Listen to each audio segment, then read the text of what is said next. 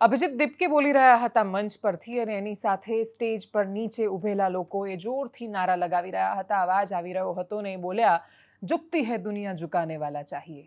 કૃષ્ણ દવેની સરસ મજાની કવિતા છે કે તમે ઢેફું સમજીને અમને ફેંકી દો ધૂળમાં કે પછી સોનાના ત્રાજવેથી તોલો, અમને શું ફેર પડે બોલો. જે પેઢીને ગઈકાલ સુધી લોકો ગાળો આપતા હતા એ આજે પ્રશંસાથી માથે ચડાવી રહ્યા છે અને બંને સ્થિતિથી જેને કશું ફરક જ નથી પડતો, તમારા ઓપિનિયનથી કે તમારા મીડિયા રિપોર્ટ્સથી પણ જેને બહુ વિશેષ ફરક નથી પડતો, એવી પેઢીએ એવા બે મહારથીઓના હવામાં એક વેંત અધ્ધર ચાલતા રથને નીચે ઉતાર્યા છે જે છેક સુધી અસંભવ લાગતું હતું. એ અસંભવના સંભવ થવા વિશે કરીશું વાત. નમસ્કાર, આપની સાથે હું દેવાંશી.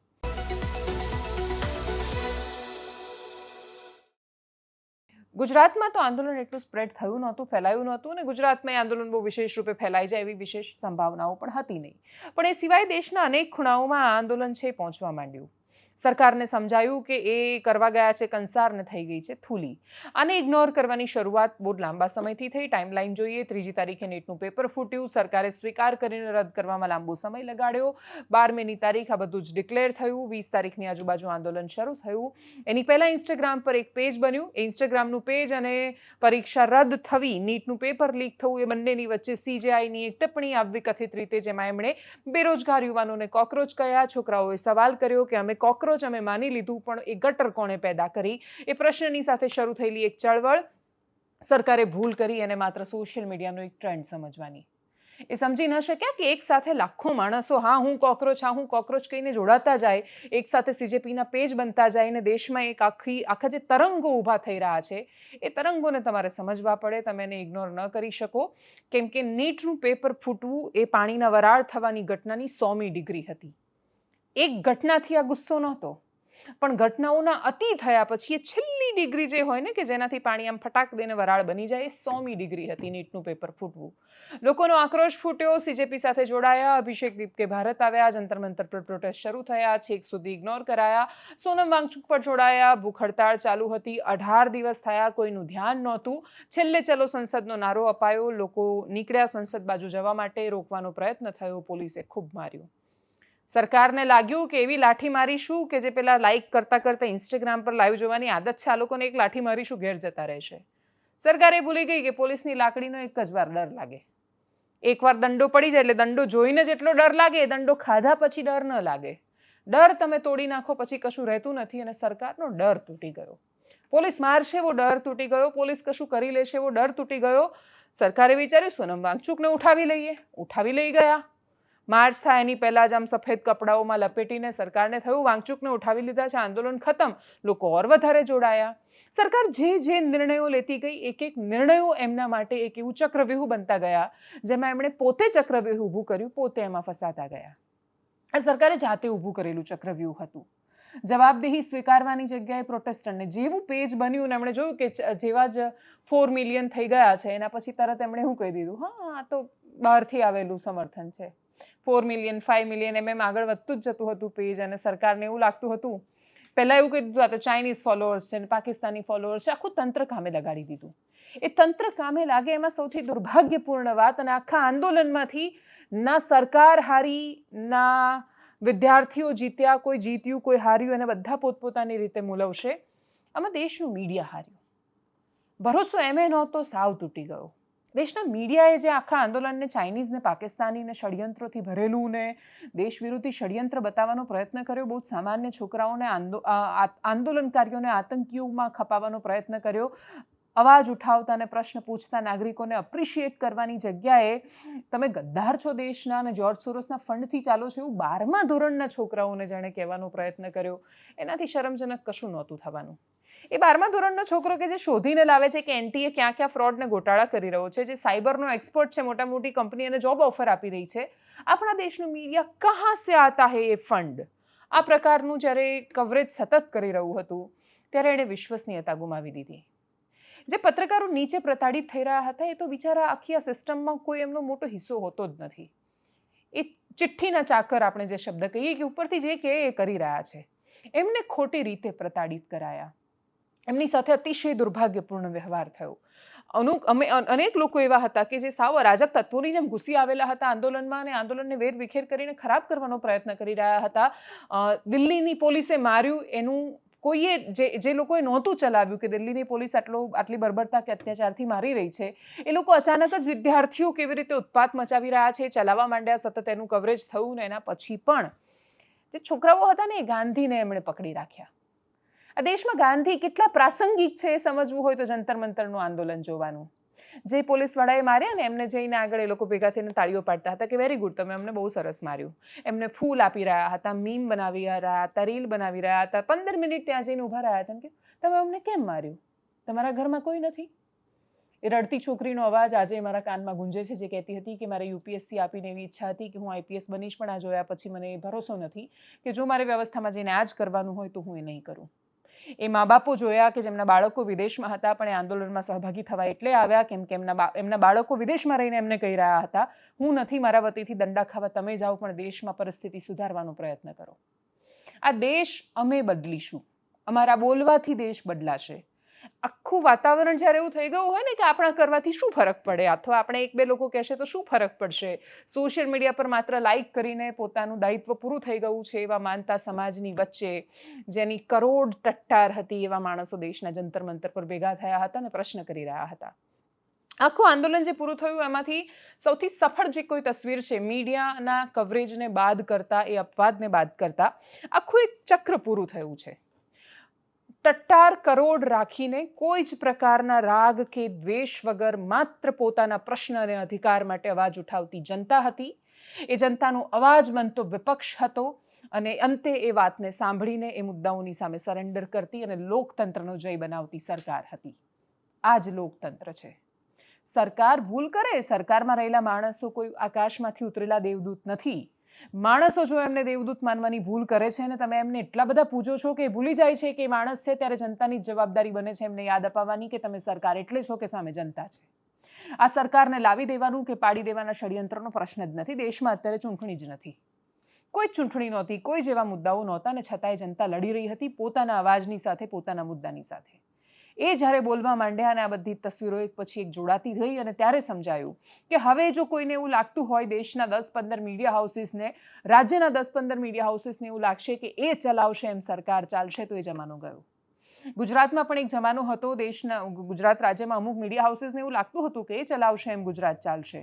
નરેન્દ્ર મોદી મુખ્યમંત્રી બન્યા, આખો જમાનો બદલાઈ ગયો. મીડિયા હાઉસીસ સરકાર નહીં ચલાવે, એ દબાણ લાવીને નિર્ણયો નહીં લેવડાવી શકે કે નહીં પલટાવી શકે. સરકારે ખૂબ ખુદદારીથી નિર્ણયો બદલવાની શરૂઆત કરી હતી. ગુજરાત રાજ્યનું બહુ જ મોટું ઉદાહરણ હતું સત્તા શું કરી શકે એનું. દિલ્હીનું આંદોલન જનતા શું કરી શકે એનું ઉદાહરણ છે. અને સંયુક્ત રૂપે જનતા પોતાનું કામ કરે, વિપક્ષ એનો અવાજ બને, માધ્યમ બનવાનો પ્રયત્ન કરે અને સરકાર સાંભળે. એક સુંદર મજાનું ચિત્ર પૂરું થાય. 14 થી 29 વર્ષના છોકરાઓ છે આ જેન ઝી, એટલે 97 થી લઈને 12 સુધીની પેઢી. એટલે અત્યારે મોટામાં મોટી ઉંમર જેની હશે 29 વર્ષની હશે અને નાનામાં નાનું છોકરું એ 14 વર્ષનું હશે. એટલે 14 વર્ષથી લઈને 29 વર્ષના છોકરાઓએ એવી સરકારને ઝુકાવી, જે સરકારના એક મંત્રી એક સમય ડાયલોગ મારી ચૂક્યા હતા કે આ મોદી સરકાર છે, આમાં ઇસ્તીફા નથી થતા, રાજીનામા નથી થતા. રાજીનામું અપાયું અને બાકીની બધી સ્થિતિઓ સામે આવી. પ્રતિક્રિયા બહુ સામે આવી. સંયુક્ત પત્રકાર પરિષદ થઈ. સીજેપીના 2 પ્રવક્તા, કેન્દ્ર સરકાર તરફથી 2 મંત્રી બેઠા હતા. ધર્મેન્દ્ર પ્રધાને રાજીનામું આપ્યું. એમાં બહુ જ હમણાં લાંબી વાત લખી છે, પણ આખા રાજીનામામાં હું શોધી રહી હતી કે ક્યાંક આપણે એમ કોઈક શબ્દમાં જવાબદેહી દેખાશે, એ ન દેખાઈ. ઉપકારનો ભાવ દેખાયો.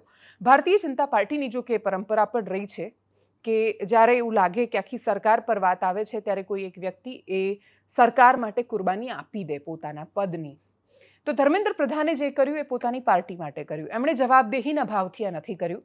ભાવ બહુ મહત્વનો છે. રાજીનામું આપવું હોય તો બીજી ઘટના છે.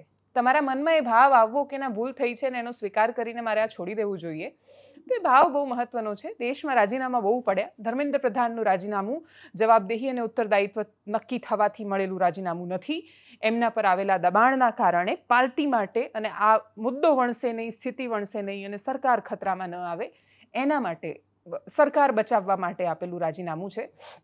પ્રધાનમંત્રી મોદીની આ વિષયમાં પણ એટલે પ્રશંસા કરવી પડે, કેમ કે કદાચ ભારતીય જનતા પાર્ટીમાં પ્રધાનમંત્રી મોદી કે અમિત શાહ જેવા નેતાઓને બાદ કરીએ તો બહુ જ ઇરરિલેવન્ટ થવા માંડ્યા છે નેતાઓ. એમને સમજાતું જ નથી કે એમણે લોકો સાથે કઈ રીતે વાત કરવાની છે. આટલા વર્ષની ઉંમર હોવા છતાં પ્રધાનમંત્રી નરેન્દ્ર મોદીમાં એ એડેપ્ટેબિલિટી છે, એ સ્થિતિસ્થાપકતા છે, એ લચીલાપણું છે કે એ ખૂબ બધા નિર્ણયોમાં બહુ જ બધી ટીકા થશે એના ભોગે પણ એ પીછેહટ કરે છે, નિર્ણયો બદલે છે અને ઇન્સ્ટા મોડમાં કેમેરા રાખીને આમ સેલ્ફી કેમેરાથી વિડીયો બનાવે છે.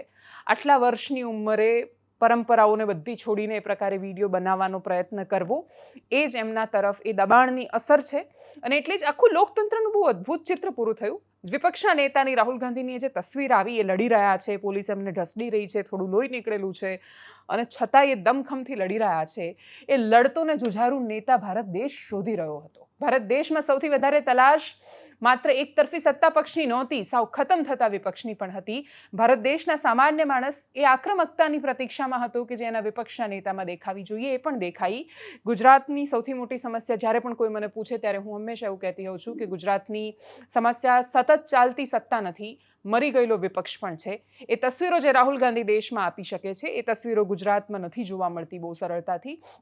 અને એટલે જ બધું સંયુક્તપણે થાય તો પછી જે અભિજીત દીપકેએ કહ્યું, ઝુકતી હૈ દુનિયા ઝુકાને વાલા ચાહીએ.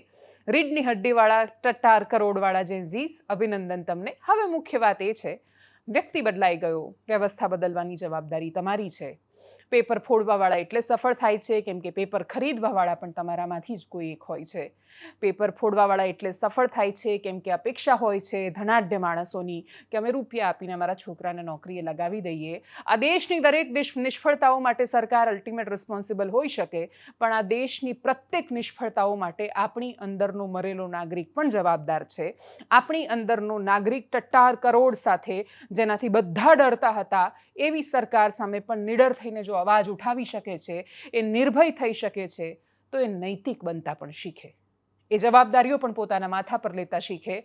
એટલે બહુ જ સામાન્ય વાતોમાં કચરો રસ્તા પર ન ફેંકવાથી માંડીને કચરો મનમાં ન ભરવા સુધીની વાત.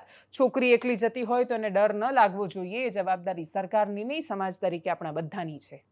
પેપર ફોડતી વખતે કોઈ વેચવા જતા માણસને ડર લાગવો જોઈએ કે કોઈ ખરીદશે તો નહીં, ઉપરથી અમારી ફરિયાદ થઈ જશે. કરપ્શન કરતી વખતે અને એને સ્વીકારતી વખતે સમાન ડર હોવો જોઈએ અને એ ડર નાગરિકોનો હોવો જોઈએ. એ પ્રકારની વ્યવસ્થાનું નિર્માણ નહીં કરીએ ત્યાં સુધી એક આંદોલન આવશે, આંદોલન સફળ થશે, સરકારનો અહંકાર તૂટશે, સરકારનો અહંકાર અમે તોડ્યો એવો કોઈનો અહંકાર પોષાશે. એ પ્રક્રિયા નિરંતર ચક્રની જેમ ચાલતી રહેશે. ભારત દેશ એક લૂપમાં આવી ગયો છે, સતત એક્સચેન્જ ચાલ્યા કરે છે. એ લૂપ તોડીને આપણે બહાર નીકળી શકીએ એવી અપેક્ષા. સેલિબ્રેશનના દ્રશ્યો, વિપક્ષના નેતાની પ્રતિક્રિયાઓ, સરકારમાંથી આવેલી જોઈન્ટ પ્રેસ કોન્ફરન્સ, બધું જ સાંભળીએ એકદમ સંક્ષિપ્તમાં.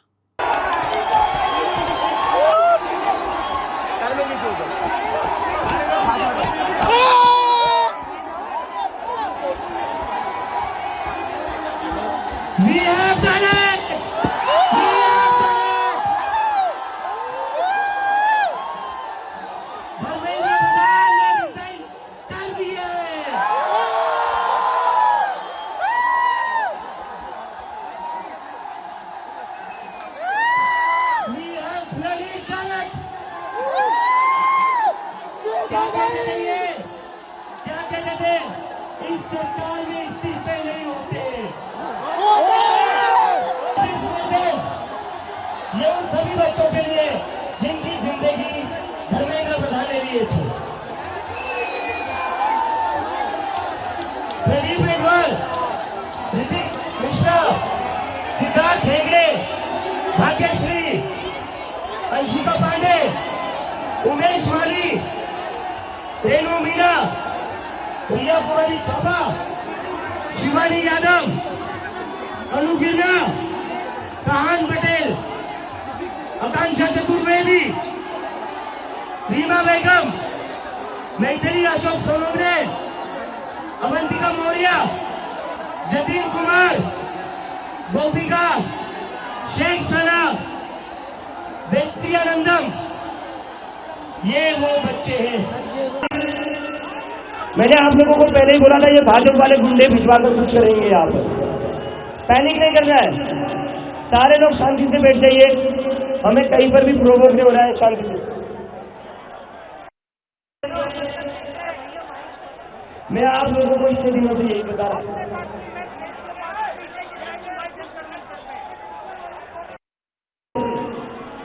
ये जो बेरोजगार गुंडे हैं ना,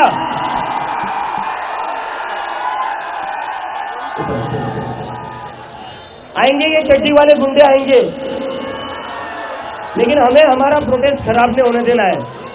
हमें ऐसे ही शांति से बैठे रहना है। पिछले 1 महीने से हम बैठे हुए और हम ऐसे ही शांति से ये प्रोटेस्ट करते रहेंगे। कोई भी पीछे जाएगा नहीं, कोई भी प्रोवोक होगा नहीं। हमारा प्रोटेस्ट पीसफुल है। वी आर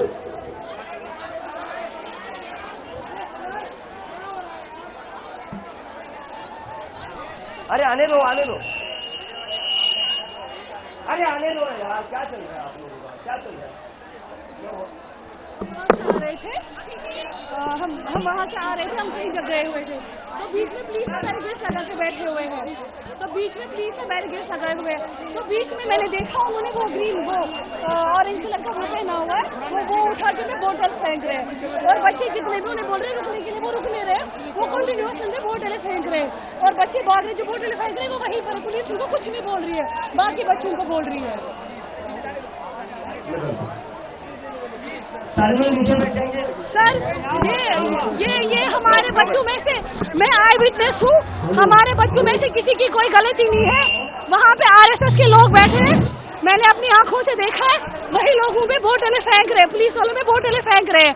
हमारे बच्चों में से कोई भी नहीं है वहाँ पर जो टीयर गैस चालिंग कर रहे हैं, वो लाठी चार्ज कर रहे हैं, मैंने खुद देखा अपनी आंखों से। अभी भी आवाज हुई है टीयर गैस। सारे लोग यही यही बैठिए सारे लोग। बाहर बाहर एसबीआई बिल्डिंग के पास, एसबीआई बिल्डिंग के पास। नहीं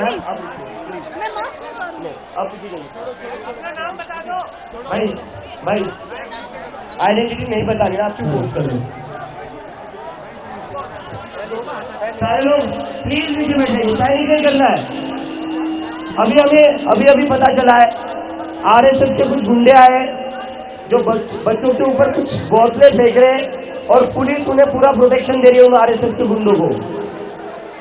तो ये पुलिस और बीजेपी के गुंडों का तालमेल चल रहा है कैसे इस प्रोटेस्ट को डिस्टर्ब किया जाए। दिल्ली पुलिस को शर्म आनी चाहिए।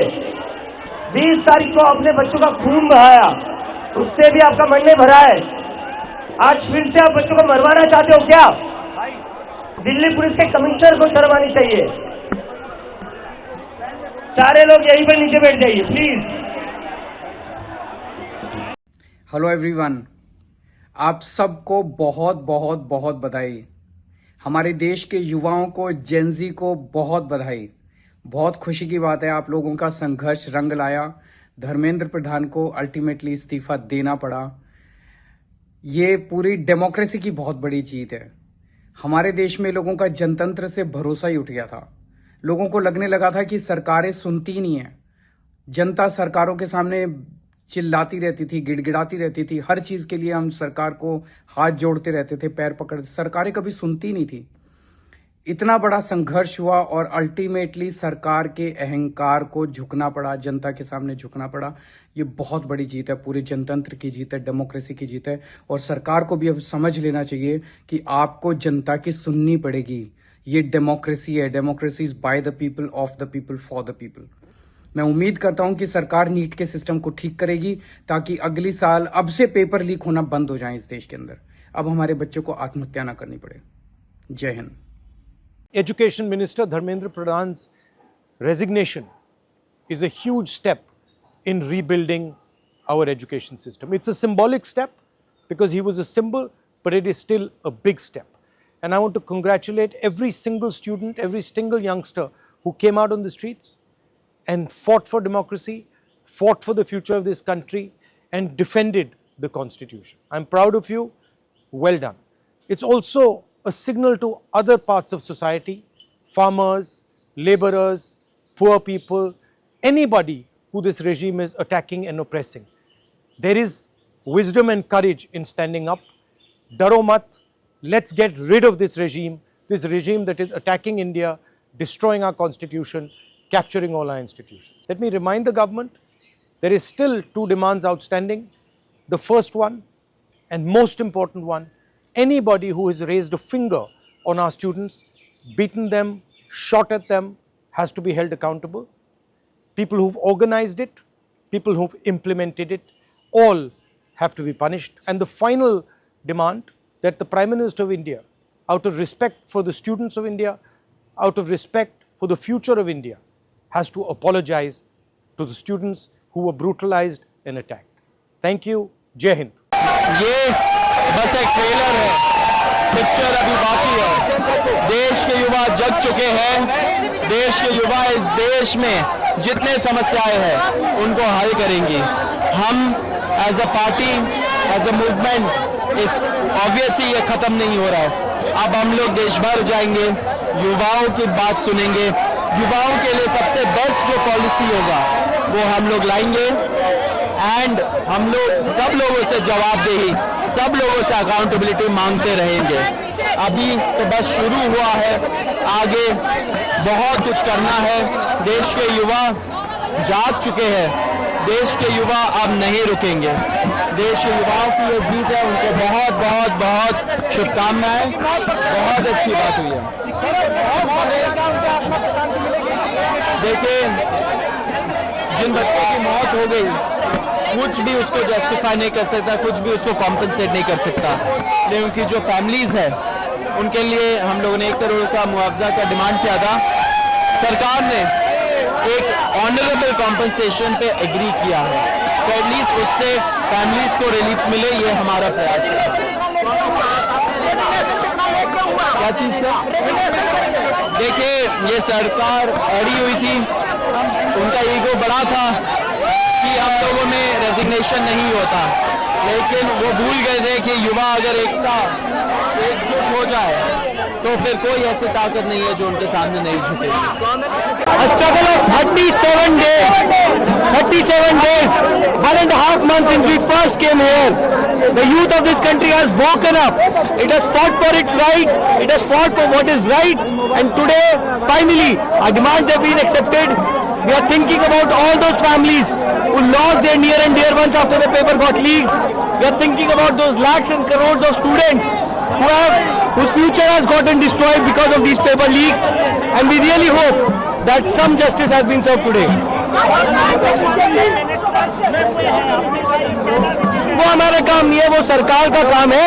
हमें उम्मीद है कि जो भी अगले मंत्री होंगे वो अकाउंटेबल होंगे, जवाबदेह होंगे और अपना काम ईमानदारी और निष्ठा से करेंगे।